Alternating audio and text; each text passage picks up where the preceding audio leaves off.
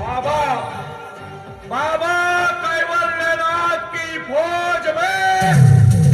राघव अन्ना मौज में एखादा छोटासा गाव बघायचं त्या गावामध्ये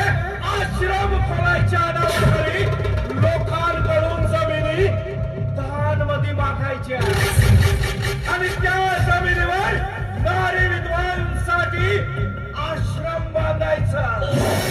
शाळा बांधायच्या आणि काही वर्षानंतर ती जमीन पुण्या एखाद्या बिल्डरला विकून तिथून